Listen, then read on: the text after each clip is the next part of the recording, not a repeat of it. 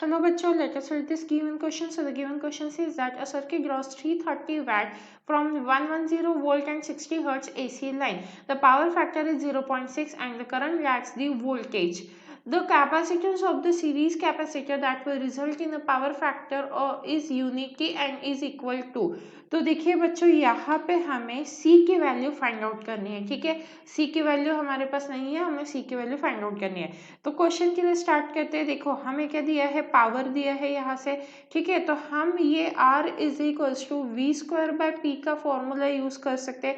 यहाँ से क्या आ जाएगा, हमारा R आ जाएगा, क्योंकि V की वैल्यू क्या दी है हमें, 110 वोल्ट दी है। तो ये हो गया 110 into 110 and divided by power कितना है हमारे पास 330। तो यहाँ से R की वैल्यू क्या आ जाती है हमारे पास 110 बाय 3 ओम्स, राइट। तो इसे हम इक्वेशन 1 दे देंगे।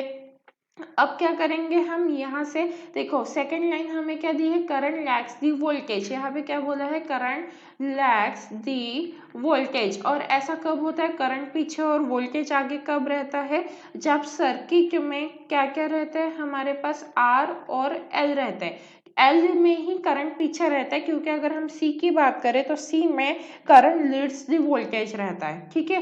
तो अब हम क्या करेंगे, यहाँ से पावर फैक्टर की भी वैल्यू दी हमें 0.6, तो पावर फैक्टर निकाल लेते हैं। cos फाइव इक्वल्स टू क्या हो जाएगा हमारा, यहाँ पे R अपॉन Z रहता है, तो Z की वैल्यू देखो, Z रहता है R अपॉन Z, तो ये क्या हो जाएगा R upon under root of R square plus XL square, right. तो cos फाइव की वैल्यू क्या दी है हमें 0.6, तो ये हो जाएगा 0.6 एंड लेट्स इसका स्क्वायर कर देते हैं, ताकि यहाँ पे क्या आ जाएगा हमारे पास R square and divided bye R square plus XL square, right. ये रूट हटाने के लिए मैंने स्क्वायर किया।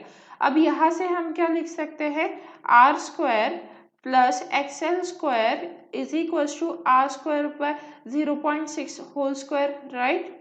तो अब आप देखिए यहाँ से एक्सेल की वैल्यू मिल जाएंगी हमें, so XL square is equals to R square upon 0.6 whole square and minus R square, right. तो एक्सेल की वैल्यू क्या आ जाएगी, यहाँ से एक्सेल आ जाएगा हमारे पास 0.8 R and divided by 0.6, right. जिसे हम क्या लिख सकते हैं, XL is equals to 4R by 3 भी लिख सकते हैं। Put this as equation 2।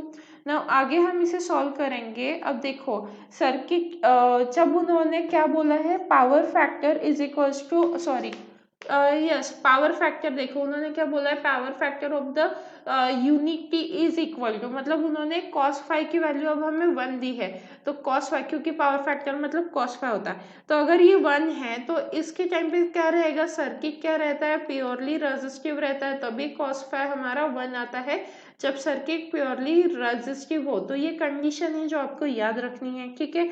और यहाँ पे क्या है, रेजोनेंस कंडीशन हो जाएंगी, क्योंकि एक्सएल और एक्सी भी है, तो उनको रेजोनेंस में डाल देंगे हम, ठीक है। तो रेजोनेंस क्या हो जाएगा, यहाँ पे XL is equal to XC हो जाएगा, ठीक है।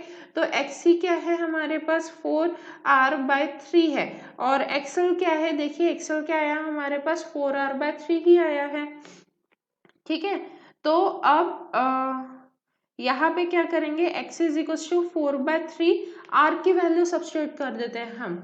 R की वैल्यू क्या है हमारे पास, देखिए 110/3, तो यहाँ पे आ जाएगा हमारा 4/3 इंटू 110/3, तो यहाँ से XC की वैल्यू क्या आ जाएगी हमारे पास 440/9 ओम्स, ठीक है। अब मुझे पता है XC मतलब क्या होता है मेरा, XC मतलब तो होता है 1/ओमेगा C, राइट।